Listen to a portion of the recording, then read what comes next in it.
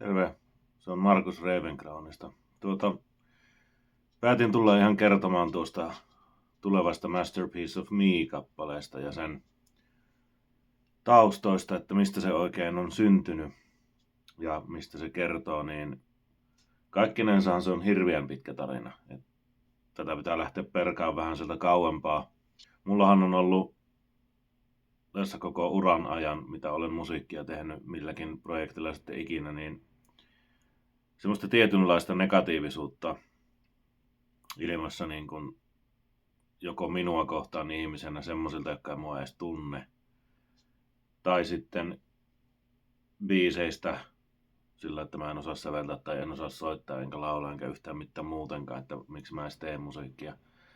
Tyyppistä tämmöistä negatiivisuutta ja yleistä niin kuin negaatiota ollut koko ajan tässä ympärillä. Viimeisimpänä tässä viimeiset pari vuotta, niin vähän semmoisessa löysässä hirressä roikkunut koko ajan, ja nythän siinä on ollut semmoisia asioita, että on niin sanotusti se oksa nyt sitten katkennut. Kun tässä on semmoisetkin ihmiset, joita on oikeasti itsellensä tärkeänä pitänyt, niin on kääntynyt jollain tasolla vastaan ja ruvettu tekemään niin kuin suoraan sanottuna hirveitä asioita. Sitten siitä kirjoitinkin vähän semmoisen pitemmän tekstin tuonne Facebookiin.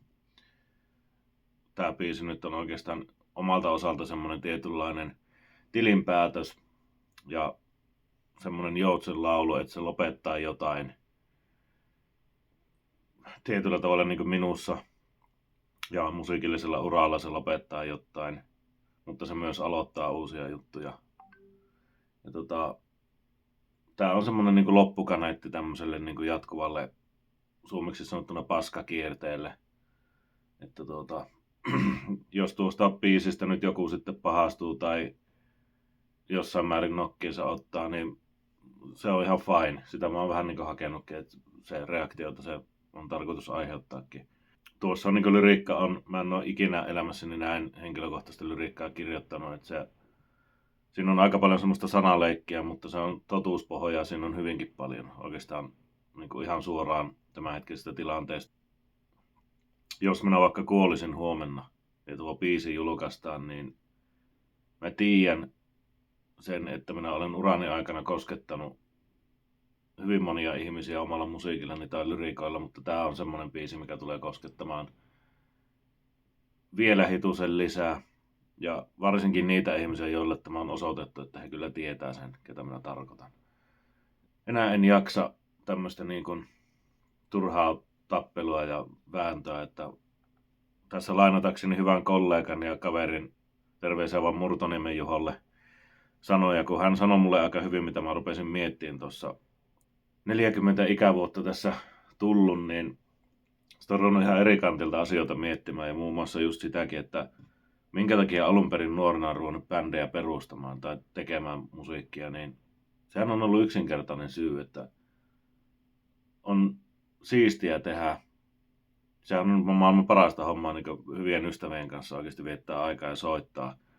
Ja niin oikeasti pitää hauskaa ja aidosti olla onnellinen siitä tekemisestä. Ja sitähän se on ollutkin.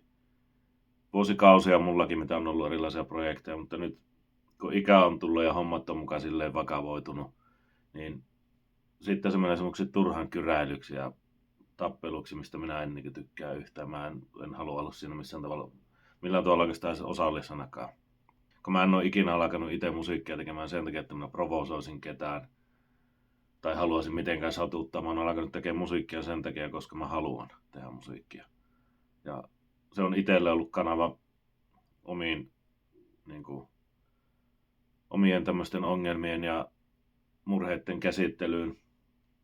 Että se on ollut niin kuin lopun viimeistä tekee itsellensä. Totta kai se on ihana asia, jos joku tykkää siitä, joku muu tykkää kans, niin eihän se on kiva asia, mutta lopun viimeistä tekee itselleen. Ja jos siitä ei tykkää, niin ei sitä tarvitse tykätä, ei niitä tarvitse myöskään kuunnella. En minä sitä vaadi.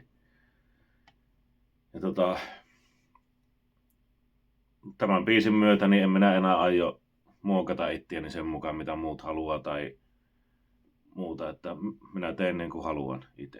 Että mikä tuntuu itsestä hyvältä, että mä tiedän sen, että moni hyppisi riemusta, jos mä lopettaisin musiikin tähän paikkaan. mutta kun en mä sitä aio tehdä. Mä saan vaan virtaa tavallaan enempi niistä negatiivista kokemuksista, minä pystyn hyödyntämään niitä sitten biiseissä ja näin edespäin, niin kuin tässäkin tämänkin kappaleen tapauksessa tein. Tämähän ilmestyy sitten 26. päivä tätä kuuta, eli ensi viikon torstaina, niin käykää tsekkaamassa, kattokaa se video. Eipä siinä. Näihin kuviin ja tunnelmiin. Moikka!